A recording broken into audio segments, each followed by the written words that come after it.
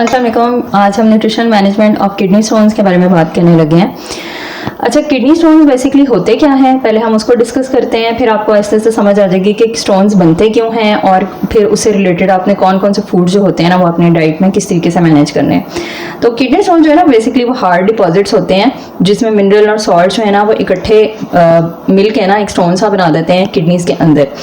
अब कुछ फैक्टर्स होते हैं जिसकी वजह से किडनी स्टोन्स बनते हैं, जिसमें डाइट, ठीक है, एक्सेस बॉडी वेट भी हो सकता है, कुछ मेडिकल कंडीशंस भी हो सकती है, डिहाइड्रेशन, ये सारी रीजंस हो सकती हैं। आई थिंक इस वक्त majority of the Pakistani males specially वो किडनी स्टोन से डेफिनेटली सफ़र कर रहे हैं। तो आपके लिए इंस्ट्रक्शंस बड़ी इंपॉर्टेंट है, आपने इसको ध्यान से सुनना है। स्टोन जो होते हैं ना वो साइज़ में और जो उसका फॉर्म होगा, ठीक है, वो वेरी कर सकते हैं। तो टाइनी ग्रेन्स भी हो सकती हैं और बड़े बड़े पत्थर की तरह पेबल्स भी हो सकते हैं, ठीक है। सिम्टम्स इसके क्या होंगे, किडनी स्टोन जो होते हैं ना वो काफ़ी पेनफुल होते हैं, ठीक है। तो उसमें ये कि अगर आपके यूरिनरी ट्रैक्ट में से मूव कर रहे हैं तो फिर ऑब्वियसली उसमें ज़्यादा पेन होगी। और इसके सिम्टम्स इस तरह से आपको पता चलते हैं। सबसे पहले जो आपकी बैक या साइड या लोअर एब्डोमेन जो है ना, नीचे वाला पेट, वहाँ पे अगर आपको बहुत ज़्यादा दर्द हो रही है ना, एकदम से बहुत शार्प पेन है, तो it could be because of kidney stones. और अगर यूरिनेशन करते हुए आपको बहुत पेन हो रही है, फिर आपका अगर यूरिन का कलर जो है वो थोड़ा बहुत क्लाउडी है या पिंक कलर का यूरिन है, रेड है या ब्राउन कलर का है, तो ये सारी इंडिकेशन हो सकती है कि मे बी कहीं आपके यूरिनरी ट्रैक में, आपकी किडनी में कोई ब्लीडिंग वगैरह हुई हो जिसकी वजह से ये जो कलर है ना यूरिन का वो इस तरह से आ रहा है।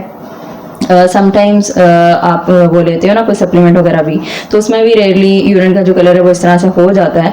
लेकिन आपको अगर पेन भी है साथ साथ और फिर यूरिन करते हुए भी पेन हो रही है और कलर भी ख़राब है, तो फिर डेफिनेटली सिम्टम्स हो सकते हैं कि आपको किडनी में कोई इशू आ रहे हैं, ठीक है। अगर बार बार आप यूरिनेट करना चाह रहे हो क्योंकि बॉडी जो है ना वो उसको स्टोन को एक्सक्रीट करने की कोशिश कर रही होती है, इसलिए आपको यूरिनेशन जो है बार बार होती है। नोजिया, वॉमिटिंग भी हो सकता है। यूजुअली पेन इतनी सिवियर होती है ना तो कि नोजिया और वॉमिटिंग भी कॉज कर देता है। फीवर भी हो सकता है कि आपको ठंड भी लगना शुरू हो जाए, स्पेशली अगर जो स्टोन है ना उसके इर्द गिर्द इन्फेक्शन भी प्रेजेंट है। यूजुअली जो स्टोन इटसेल्फ होता है, अगर इन्फेक्शन नहीं है तो बहुत ज़्यादा पेन नहीं कॉज करेगा।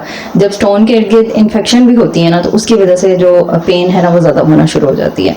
अच्छा जी, अगर ट्रीटमेंट नहीं करेंगे तो क्या होगा, अगर ये ट्रीट नहीं होते हैं ना तो ये काफ़ी सारी सिवियर कॉम्प्लिकेशंस कॉज कर सकते हैं।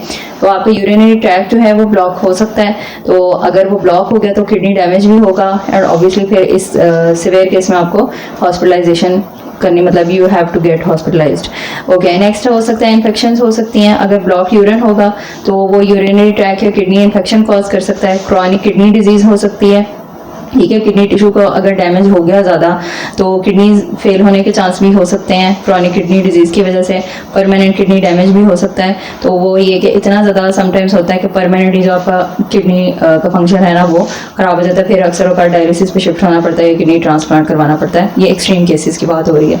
ओके, लैब टेस्ट आप कौन से कराओगे, मॉनिटर कैसे करोगे, तो डायग्नोसिस जो है ना करने के लिए और मॉनिटर करने के लिए किडनी स्टोन्स के ये कुछ टेस्ट होते हैं जो करवाए जाते हैं। यूरिन टेस्ट करवाए जाएंगे, उसमें बेसिकली ये कि जो स्टोन फॉर्मिंग मिनरल्स है ना सच एज कैल्शियम या ऑक्सलेट, इसकी जो क्वांटिटी होती है यूरिन में वो चेक की जाती है। ब्लड टेस्ट जो होते हैं वो आप करवाएंगे जिसमें आपका कैल्शियम और यूरिक एसिड लेवल्स चेक किए जाएंगे, ठीक है। किडनी फंक्शन भी आपका चेक होगा।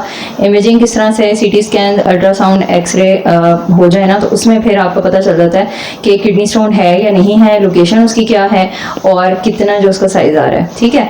और उसके बाद स्टोन एनालिसिस आपने किस तरह से करना है। अगर स्टोन पास हो गया, रिमूव हो गया, तो उसकी कॉम्पोजिशन अगर आप चेक कर लेते हैं ना तो फिर ये है कि फ्यूचर में आपको पता चल जाएगा कि कौन सी स्ट्रेटजीज आपने अपनानी है ताकि फ्यूचर में आप कोई भी स्टोन बनने से, स्टोन फॉर्मेशन से लाइक रोक सको, उसको प्रिवेंट कर सको, ठीक है। क्योंकि यूजुअली जिनको एक दफ़ा किडनी स्टोन हो जाता है ना उनको बार बार होने के चांसेस इंक्रीज हो जाते हैं।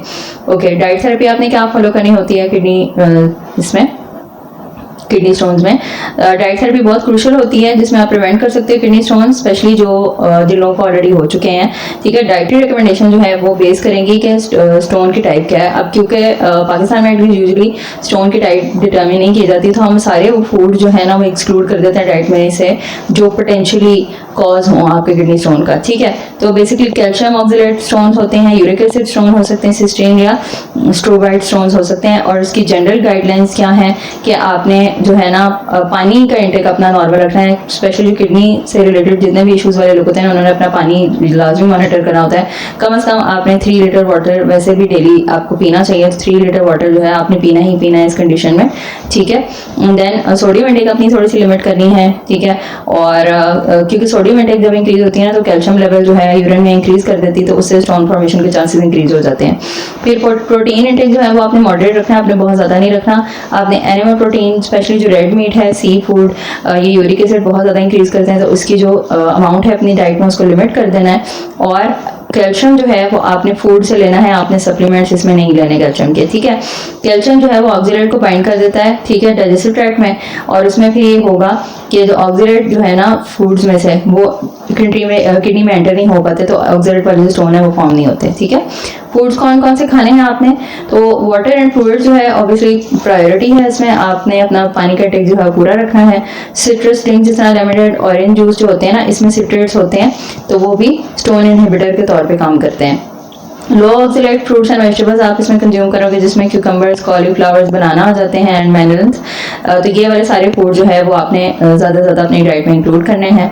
होल ग्रेन्स का इंटेक आपने प्रॉपर रखना है, जिसमें ब्राउन राइस आ गया, whole grain bread, oats, moderate portion में आपने खाना है, एक्सेसिव कंजम्पशन आपने किसी चीज़ की नहीं करनी। कैल्शियम रिच फूड्स आप कौन कौन से लोगे, मिल्क, योगर्ट, चीज़, क्योंकि अब आपने जो है कैल्शियम के सप्लीमेंट्स इस कंडीशन में नहीं लेने, तो फूड से ही आपने अपनी जो कैल्शियम की रिक्वायरमेंट है उसको कंप्लीट करना है, तो फिर आपने ये वाले जो फूड्स हैं ना वो अपने डाइट में रेगुलरली इंक्लूड करने हैं, ठीक है। तो सिट्रेट फूड्स जो हैं वो कौन कौन से आगे, लेमन और ऑरेंज जो होते हैं ना, स्टोन फॉर्मेशन जो है उसको प्रिवेंट करने में काम कर सकते हैं। अच्छा, एक चीज़ मैं आपसे दोबारा डिस्कस करना चाहूँगी, अक्सर आधा लोगों को होता है जी राइस जो है वो चावल खाने छोड़ दे, क्योंकि डॉक्टर के पास आप जब भी जाते हैं ना तो सबसे पहले आपको ये रिकमेंडेशन मिलती है कि अभी स्टोन हो गया तो चावल खाना छोड़ दे, क्योंकि चावल जो है वो बहुत ज़्यादा पानी इस्तेमाल करते हैं। तो बात ये है कि एक तो आपको जो परसेप्शन होता है ना किसी भी फूड को लेके, वो बहुत ज़्यादा ऑर्डर करता है कि आपकी बॉडी किस तरीके से उसको मैं हैंडल करेगी। फिर भी मैं ये कहूँगी कि अगर आपको चावल खा के दर्द होती है तो इट इज़ बेटर कि आप फिर राइस को अपनी डाइट से एक्सक्लूड कर दो, ठीक है। ओके जी, अवॉइड कौन से फूड्स करने हैं, हाई ऑक्सीलेट फूड जो है वो आप अवॉइड करोगे, जिसमें स्पिनच है, बीट्स है, स्वीट पोटैटोज, नट्स जो है ये ऑक्सीलेट्स में रिच होते हैं, और इनको आपने लिमिट करना है, ठीक है। अब ऑब्वियसली 100% आप खत्म कर दोगे तो फिर आपको दूसरी किस्म की न्यूट्रिएंट डिफिशिएंसीज आने लग जाएंगे, फिर उनको भी आपको केटर करना पड़ेगा। शुगरी फूड्स, बेवरेजेस जो हैं, स्वीट्स जितनी भी होगी, सोडाज हो गई, ये स्टोन फॉर्मेशन का रिस्क जो है वो इंक्रीज कर देती हैं, तो आपने ये नहीं लेनी। रेड एंड प्रोसेस मीट जो प्यूरिन में हाई होंगे, यूरिक एसिड स्टोन का जो चांस है ना वो इंक्रीज कर देते हैं, तो इसकी वजह से फिर आपने इनको एक्सक्लूड करना है डाइट में से। सॉल्टी फूड जो होते हैं, प्रोसेस फूड जितने भी होंगे, कैंड सूप्स हो गए और स्नैक्स जिनमें सोडियम लेवल हाई है, ये आपने एक्सक्लूड करने हैं डाइट में से।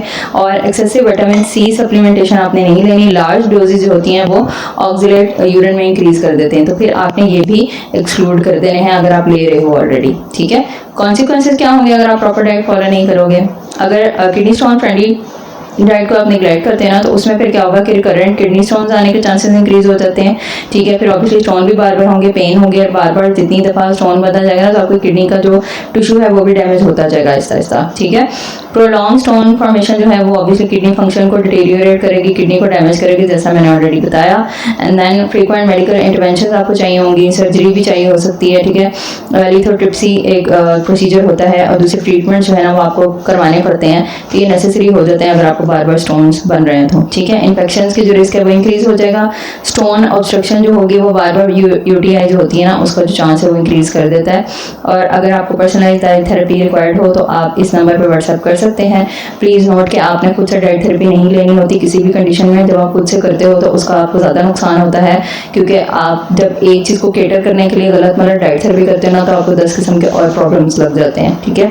तो आपने खुद से डाइट थेरेपी नहीं करनी, always consult professional before taking any kind of diet therapy, specially अगर आपको कोई मेडिकल कंडीशन है, अगर नहीं लिया तो इट इज स्टिल बेटर कि आप कोई जो क्वालिफाइड प्रोफेशनल है उससे डाइट थेरेपी लो। And thank you so much for being here, I will see you again, अल्लाह हाफिज़।